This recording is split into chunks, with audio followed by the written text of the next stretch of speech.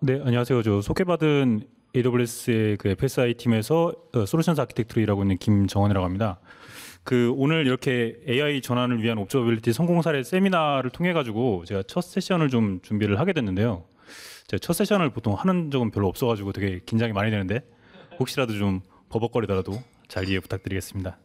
사실 제가 옵저버빌리티를 대하는 우리의 자세라고 제가 제목은 이렇게 지어놨는데 사실은 그 내용상 이제 옵저버빌리티에 대한 개괄적인 내용 위주로 좀 안내를 드릴 예정이고요. 그리고 무엇보다도 이후 세션, 그러니까 데이터독 그리고 베스핀 글로벌에서 준비하신 세션을 들으시는데 그 기반 내용을 파악하는 차원에서 편하게 들어주시면 될 것 같습니다. 네, 그래서 순서는 옵저버빌리티가 되게 반복해서 되어 있죠. 옵저버빌리티의 정의, 구성 요소, 그리고 구성 패턴, 마지막으로 비용 최적화에 대한 간단한 팁 정도를 좀 정리해서 말씀드리도록 하겠습니다. 네, 먼저 옵저버빌리티란 무엇인가 정의부터 좀 말씀을 드릴게요.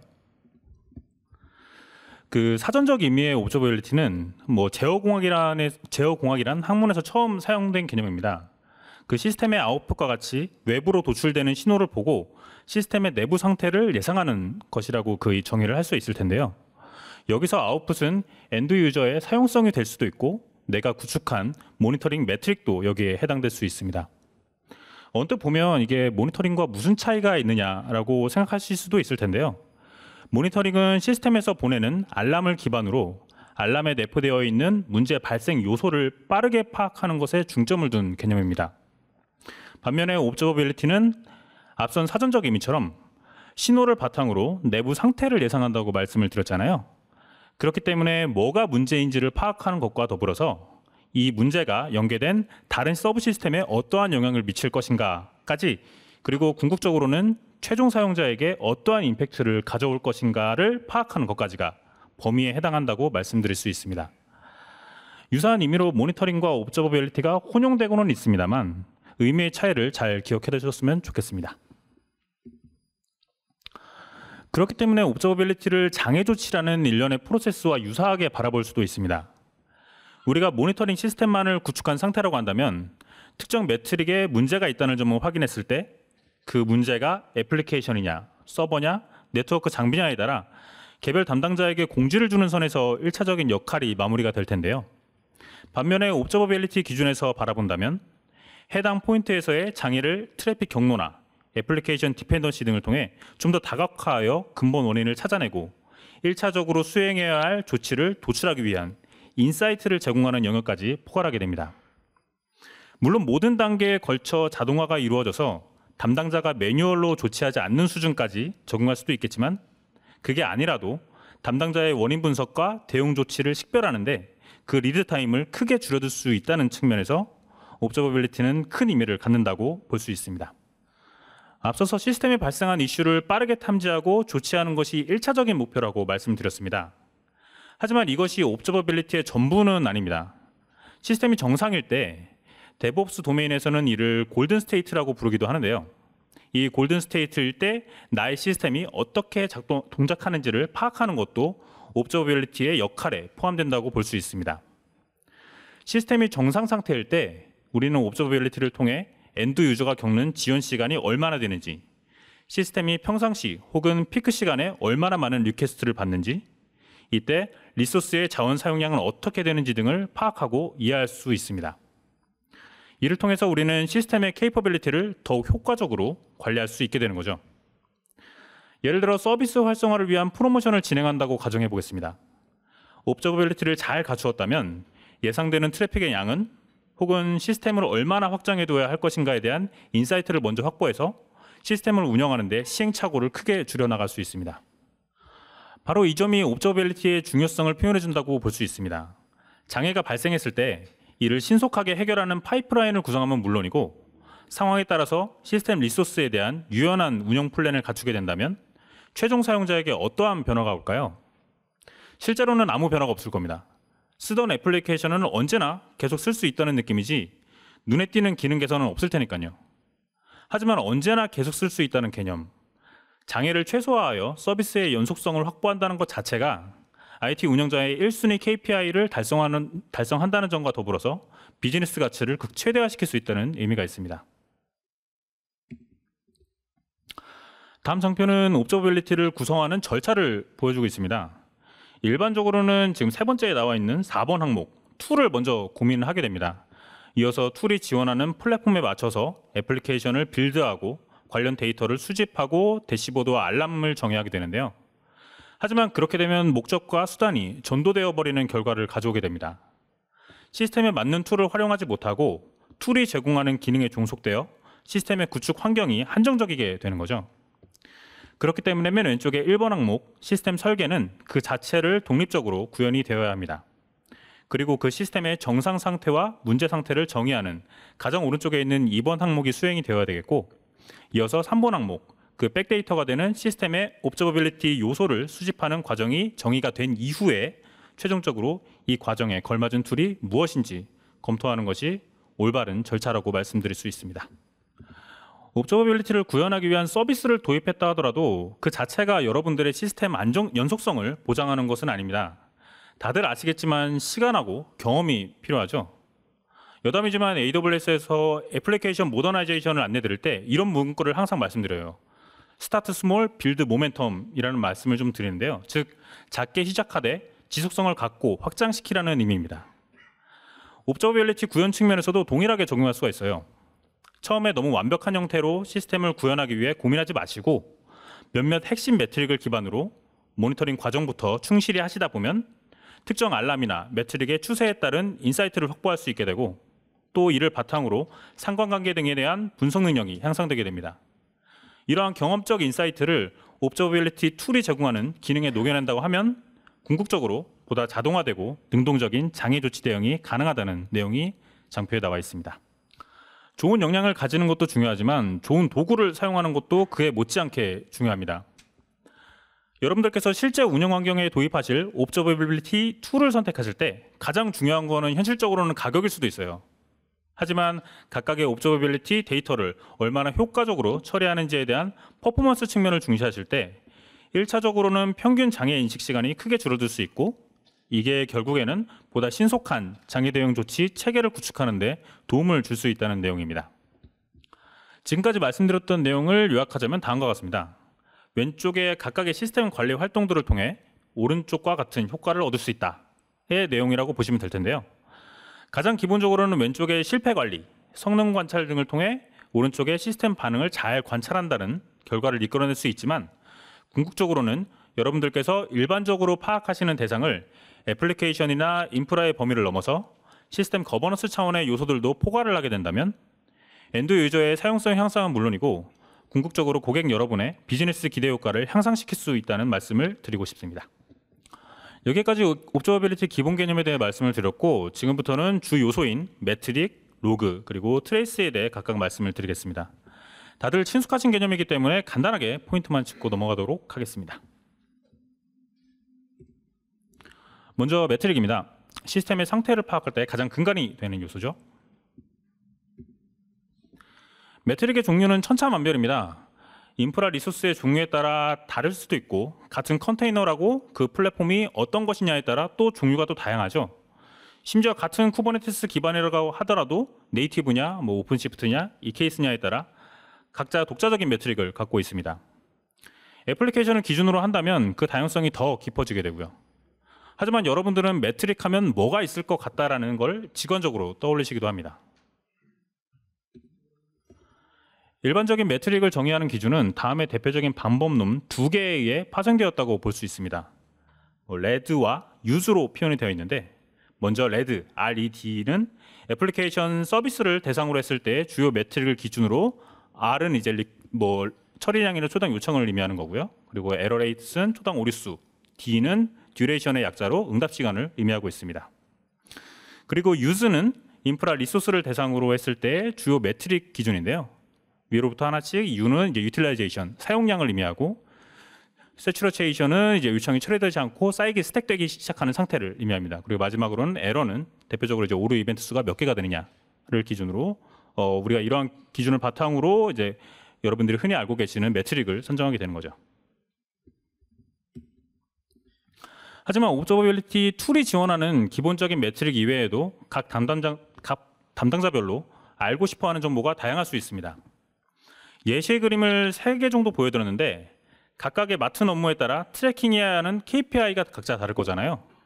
따라서 이러한 요소들이 현재 시스템에 어떻게 반영되어 있는지 확인할 수 있는 매트릭에 대한 니즈가 자연스럽게 나올 것이고, 만약 그러한 것들이 기본 툴에서 제공이 된다면 그대로 적용할 수도 있고, 없다면 개별적으로 정의해서 생성해야 할 필요도 있습니다.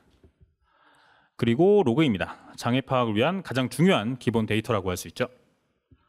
로그는 다 아시겠지만 시스템에 남겨진 데이터입니다. 첫 문장에 내가 정의한다는 내용은 개별적으로 생성한 애플리케이션의 경우에 해당하는 것이고, 실제로는 시스템을 설계한 사람이 정의한 특정 형식의 시스템 메시지라고 볼 수 있습니다. 로그는 그 자체로 시스템에 발생한 현상의 팩트를 의미하기 때문에 생성되고 난 뒤에 별도의 조작을 허용해서는 안 된다는 가장 기본적인 특성, 이뮤터블한 특성을 갖고 있습니다. 그리고 로그는 그 로그를 정의한 시스템 안에서만 해석이 가능한 형태로 제공되기 때문에 다른 리소스나 애플리케이션과의 연관관계를 파악하기 위해서는 충분하지 못한 데이터인 건 사실입니다. 실무상 많은 경우에 빈번한 로그에 대해서 뭐가 원인이겠다라는 부분을 직관적으로 판단이 가능한 경우가 있지만, 사실 그렇다고 해도 로그가 그러한 인사이트가 직접적으로 담기진 않았다는 내용입니다. 우리가 통상적으로 애플리케이션이 현대화되었다고 한다면 마이크로 서비스를 많이 떠올립니다. 원래는 하나의 큰 서비스 플로우가 개별 기능별로 각각의 앱 서버와 DB 등으로 나누어지기 때문에 자연스럽게 양적인 측면에서 유사해 보이는 형태의 로그가 폭발적으로 늘어나게 됩니다.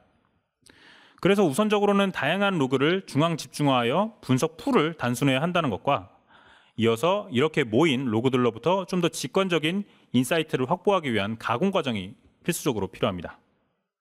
방금 말씀드린 내용을 도식화하면 보시는 장표와 같습니다. 뒤에 구성 패턴에도 나와 있긴 한데 각 노드에서 발생하는 여러 로그들을 한 곳으로 취합하여 개별적인 저장 공간에 적재를 하되, 이 로그들을 사용자들의 우선순위에 따른 기준에 맞춰서 가공해서 보다 인프라와 애플리케이션을 대상으로 직관적인 모니터링 인사이트를 제공한다는 내용입니다. 로 데이터 형태의 로그의 종류가 매우 다양한데 우리는 무엇을 토대로 가공할 수 있을 것인가? 즉 우선순위를 잡는 기준은 크게 2가지 정도로 말씀을 드릴 수 있습니다. 먼저 아까 매트릭 등을 설명했을 때 사용자의 니즈에 따라 기본 매트릭이 아니라 커스텀 매트릭을 별도로 생성할 수 있다고 말씀을 드렸잖아요. 그것들을 생성하기 위한 기반 데이터를 우선적으로 꼽을 수가 있습니다. 그리고 바로 뒤에 설명드릴 트레이스를 정의하고 구성하기 위해 필요한 팩트 요소들을 별도로 선정해서 취합할 수도 있습니다. 옵저버빌리티 3요소 중에 마지막 트레이스입니다. 트레이스는 시스템에 유입된 개별 리퀘스트마다 최초 진입 지점부터 연관된 모든 내부 시스템을 거쳐서 리스폰스가 되기까지의 여정을 나타내는 도구라고 정의할 수 있습니다. 매트릭이나 로그는 시스템 설계자가 정의한 상태 측정에 초점이 맞춰져 있다면, 트레이스는 그보다는 사용자의 경험에 초점이 맞춰진 도구라고 할 수 있습니다. 좀 더 구체적으로 표현하자면 리퀘스트가 지나가는 모든 애플리케이션 혹은 서비스 간의 상태가 아니라 레이턴시나 장애, 아니면 패러미터, 메타데이터와 같은 상관관계를 표현한다고 보시면 되겠습니다. 사용자의 인사이트 제공 목적이 좀 더 구체적으로 반영되어 있기 때문에 적절한 트레이스를 위해서는 가능한 모든 서브 시스템이 이 소스코드 단계에서 트레이스를 지원하도록 구현하는 작업이 필요한데, 통상적으로 이러한 작업을 인스트루먼테이션이라고 부르고 있습니다. 백문이 불여일견이라고 트레이스의 간단한 예시 화면을 준비해봤습니다. 왼쪽은 스코어 킵이라고 하는 하나의 트레이스의 전체 소요 시간을 보여주고 있는데, 하나의 트레이스는 그 밑에 세부 요소라고 할 수 있는 스팬의 조합으로 구성이 됩니다. 오른쪽 그림은 하나의 트레이스를 구성하는 스팬들이 어떠한 과정을 거치게 되는지 상관관계를 보여주고 있습니다. 간단하게 이 정도로만 준비를 드렸는데, 이후에 이제 데이터독이나 베스핀 글로벌에서 준비하신 세션에 좀 더 트레이스에 대한 디테일한 내용이 나와 있을 거라서 여기까지만 간단하게 안내하고 넘어가도록 하겠습니다. 네. 여기까지 옵저버빌리티 주 요소 3가지에 대해 각각 설명을 드렸고, 지금부터는 이러한 것들을 실제로 어떠한 형태로 구축할 수 있는지 각 케이스별 예시를 안내 드리도록 하겠습니다. 제가 아무래도 AWS 사람이다 보니 우선적으로 클라우드 네이티브 툴을 쓰는 옵션을 첫 번째로 말씀을 드릴 수밖에 없을 것 같은데요. 장표에는 오른쪽에 클라우드 와치와 엑스레이 기준으로 구성한 아키텍처가 나와 있는데, 이렇게 구성했을 때의 장점은 우선은 뭐 클라우드 와치라든가 엑스레이 같은 부분들은 이제 완전 관리형 서비스라고 저희가 말씀을 드리는데 사용자가 안에 들어가서 사용만 하면 되고 별도의 이제 기반 조치 등을 하지 않아도 이미 어느 정도 매니지드된 룰이라든가 세팅이라든가 다 되어 있기 때문에 좀 더 편하게 쓰실 수 있다라는 장점이 하나가 있겠고, 특히나 이제 기존의 이제 컴퓨팅 리소스들을 뭐 저희 쪽에 EC2나 아니면 컨테이너 리소스를 활용하셨을 때 그 리소스들과 같이 융합해서 훨씬 더 시미리스하게 구성할 수 있다라는 부분이 있을 수 있겠고요. 그리고 또 다른 항목으로는 저희가 지금 뭐 종점을 지금 뭐 클라우드 와치나 엑스레이 쪽으로 이제 말씀을 드렸지만 그 뒤에 데이터 파이프라인, 예를 들어 지금 그 리소스로부터 끌어오는 로 데이터를 저희 나름대로의 이제 ETL 툴을 사용해서 뭐 별도의 파이프라인을 구축해서 이거를 뭐 직관적으로 이제 쿼리를 날려서 분석할 수도 있고, 이런 부분을 시각화해가지고 좀 더 다양하게 할 수 있는 뭐 저희 쪽에 이제 BI 솔루션 중에 하나인 킥사이트라는 것도 있는데, 그렇게 뭔가 다양하게 구축되어 있는 저희 AWS 서비스를 연동을 해서 훨씬 더 단일한 환경 내에서 편하게 쓸 수 있다는 장점이 있습니다. 이거는 제가 참고차 보여드리는 건데, 아까는 제가 지금 클라우드 와치하고 엑스레이만 말씀드렸잖아요. 이 부분 같은 경우는 지금 저희 AWS에서 준비 중에 이제 오브저버빌리티 관련한 풀스택이라고 표현하는 약간 다양한 이제 관련 솔루션들을 좀 안내를 드리고 있는데요. 그 먼저 여기서 AWS의 웰 아키텍티드 프레임워크라는 개념을 들어보신 분들이 계실지 모르겠습니다. 뭐 아마존의 운영 경험을 토대로 가장 바람직한 클라우드 워크로드의 모범 사례를 안내하는 개념인데요. 그 안에서 이제 릴라이빌리티, 그러니까 신뢰성이라는 그 서비스 안정성이 주요 필러인데, 그 세부 도메인으로 옵저버빌리티가 명시되어 있고 그 옵저버빌리티를 구성하기 위한 이런 다양한 서비스가 준비가 되어 있다. 그렇기 때문에 뭐 앞서 제가 예시로 보여드렸던 클라우드 와치라든가 엑스레이 말고서라도 뭐 보시면은 아마 뭐 프로메테우스라든가 아니면은 뭔가 그 또 하나가 이제 밑에 이제 오픈 텔레메트리 같은 기존에 이제 오픈 소스로 구성된 부분들을 저희가 따로 이제 또 AWS 사용하기 쉽도록 이제 관련 서비스화 시킨 것들도 있는데요. 그런 것들도 이제 복합적으로 활용하실 수 있다라는 부분으로 이해해 주시면 되겠습니다. 그리고 두 번째 패턴은 이제 클라우드를 사용하시되 오픈 소스와 조합하시는 케이스입니다. 기존에 이제 온프레미스라든가 아니면 원래 가지고 있던 환경에서 오픈소스 소프트웨어를 이미 오픈소스 애플리케이션을 활용하고 계셨다면은 조금 더 익숙하신 모델일 수도 있을 것 같아요. 그래서 기본적으로 AWS의 환경에 국한하는 그 옵션보다 서비스 옵션이 좀 더 선택의 폭이 넓다라는 부분이 있고, 만약에 AWS를 잘 익숙하지 않은 경험이라고 하면은 그 오픈소스의 노하우를 그대로 옵저버빌리티를 구축하시는데 쓰실 수도 있다.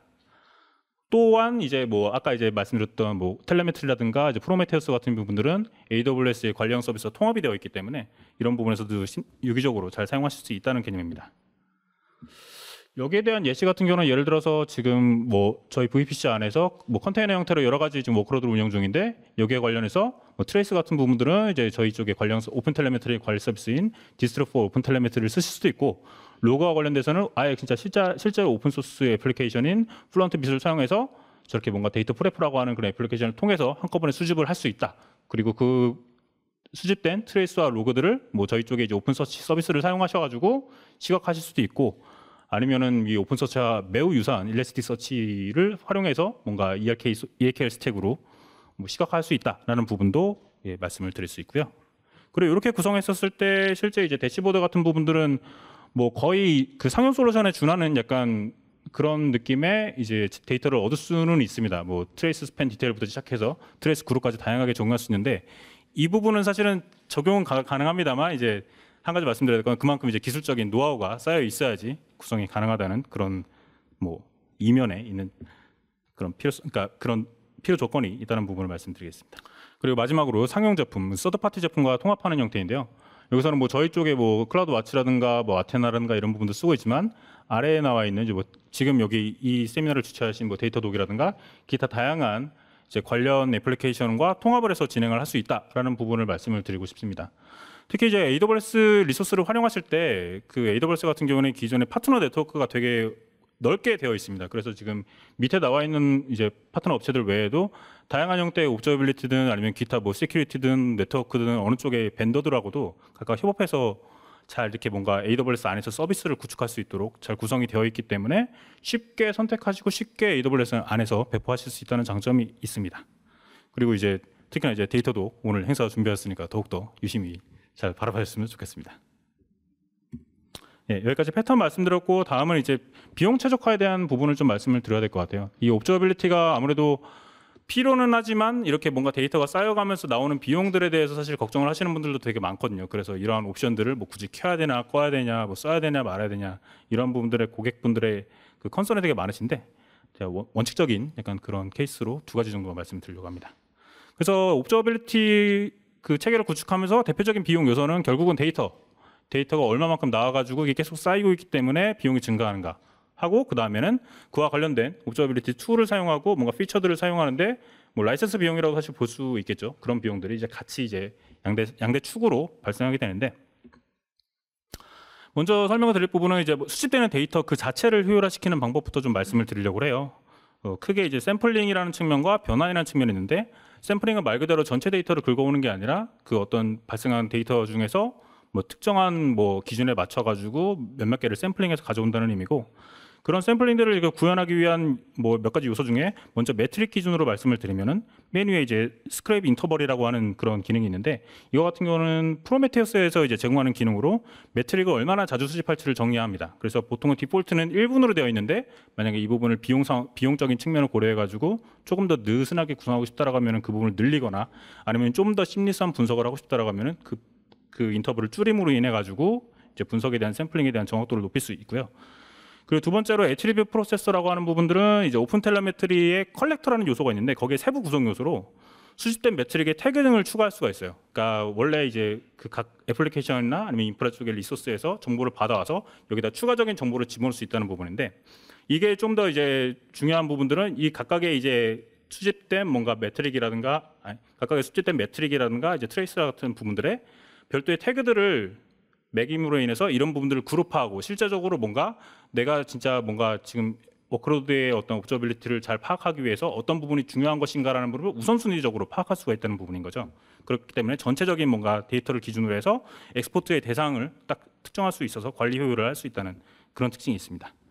그리고 이제 트레이스 쪽으로 넘어가면은 이제 헤드 베이스드 뭐 그리고 테일 베이스드 뭐 이런 식으로 해서 샘플링이 있는데, 기본은 사실은 헤드 베이스이긴 해요. 실제로 뭔가 트레이스에 대한 요청이 들어왔었을 때를 기점으로 이제 샘플링을 이제 하는 로직이 걸려 있는 건데, 이거 같은 경우는 아무래도 자주 사용되는 이제 주요 경로들이 자주 사용되는 주요 트레이스들이 이제 우선적으로 잡히기 때문에 실제로 뭔가 빈번하게 뭔가 판단하고 싶은 그런 트레이스를 뭔가 찾고 싶을 때 유용한 부분인 거고, 테일 베이스드 같은 부분들은 전체 트레이스가 다 이제 뭔가 끝나고 나가지고 그 다음에 샘플링을 하는 부분이기 때문에 상대적으로 뭔가 자주 사용되는 그런 부분보다는 실제로 뭔가 정상 상태에서 이상 상태가 뭐가 있지라고 하는 부분들을 뽑아낼 수 있는 그런 이제 전략인데, 이거 같은 부분들은 정확성은 그러니까 이상치를 판단할 수 있는 기준치로서는 아주 좋겠습니다만 상대적으로 비용이 뭐 헤드 베이스드보다 조금 더 높다라고 말씀드릴 수 있습니다. 그리고 밑에 변환이라고 하는 제가 설명을 드렸는데, 그 스팸 매트릭 커넥터라고 이것도 마찬가지로 오픈 텔레메트리 컬렉터의 구성 요소 중에 하나입니다. 근데 이거 같은 경우는 보통 저희가 데이터를 수집하셨을 때 트레이스가 이제 매트릭보다 좀 가격이 상대적으로 훨씬 좀 비싸기 때문에 트레이스를 계속 뭔가 수집해가지고 뭔가 분석을 하는 것보다 이런 부분들에 대한 비용 절감을 아예 원천적으로 뭔가 바꾸고 싶다라고 했었을 때, 이 스팸 매트릭 커넥터라는 부분을 통해서 기존의 이제 스팬을 이제 유즈 방식의 레드 방식의 매트릭으로 이제 변환하는 약간 그런 피처라고 보시면 되겠습니다. 그렇기 때문에 뭐 트레이스 관련된 약간 그런 데이터들을 매트릭으로 치환해서 뭔가 임포트할 수 있다라는 식의 뭔가 비용 절감 효과를 얻을 수 있다고 보시면 될 것 같아요.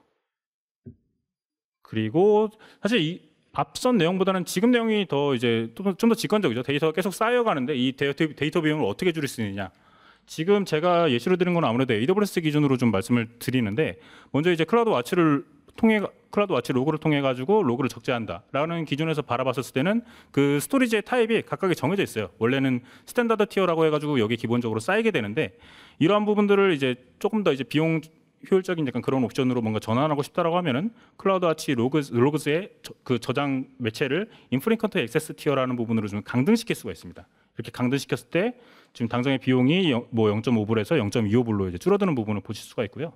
아예 이러한 부분들을 저희의 오브젝트 서비스인 S3 쪽으로 전환한다고 하시면은 그보다 더 낮은 0.023불로 이제 훨씬 더 데이터 저장에 대한 비용을 좀 더 감소시킬 수 있다라는 부분. 그리고 장표에는 표현되지 않지만 S3라는 그 오브젝트 스토리지에도 여러 가지 이제 클래스가 있습니다. 이거 같은 경우는 S3 스토리지, 그러니까 S3의 스탠다드 클래스를 말씀드린 거고, 그 밑에도 마찬가지로 이제 인프리퀀트 액세스의 티어가 따로 있고, 아예 이제 아카이빙이라고 하는 저희 쪽에 글래시어라고 부르는 별도의 티어가 따로 있는데 이런 식으로 점차적으로 이제 데이터의 그 빈번한 어떤 활용성을 근거로 조정을 시킴으로 인해 가지고 쌓여가는 데이터를 그대로 보존을 하시면서 데이터 비용을 절약하실 수 있다는 부분을 좀 알아가셨으면 좋겠습니다.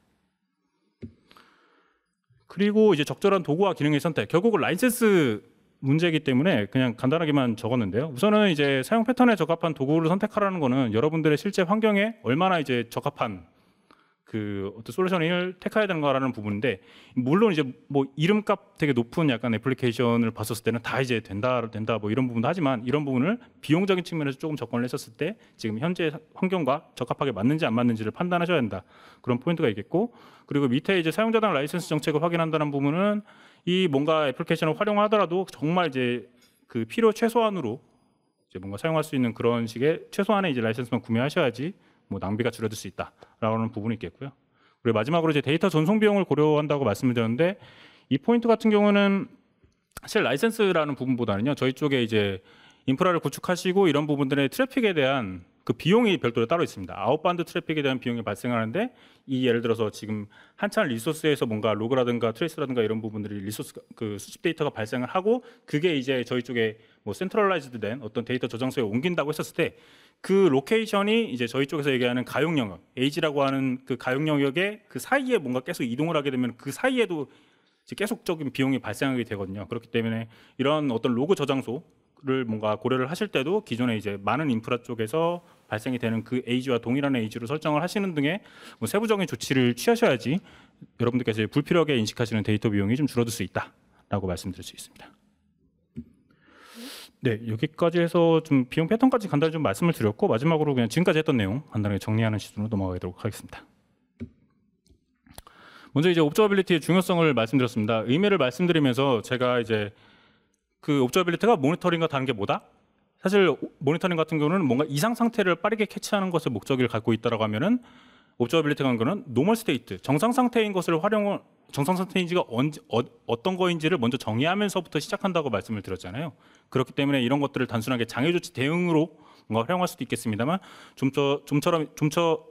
점점 더 이제 인프라를 뭔가 유연하게 활용하기 위한 그런 도구로서 옵저버빌리티를 활용할 수 있다. 그래서 순수하게 이제 운영 영역 플러스 비즈니스의 가치를 줄 수 있다는 부분을 말씀드렸고, 그리고 각각의 세 요소는 간단하게 말씀을 드렸고, 마지막으로 이제 그 구현 단계, AWS 네이티브로 하냐, AWS 관리형 오픈소스 뭐 그런 부분을 하냐, 아니면 서드파티 제품과 통합하냐, 요 세 가지 케이스를 말씀을 드렸는데, 뭐 이 부분에서 뭐 어느 게 좋다 나쁘다라고 말씀을 드리긴 좀 힘들 것 같고요. 다 이제 각각의 이제 장단점이 있으니까 이런 부분들 잘 고려하셔가지고 선택을 하시라.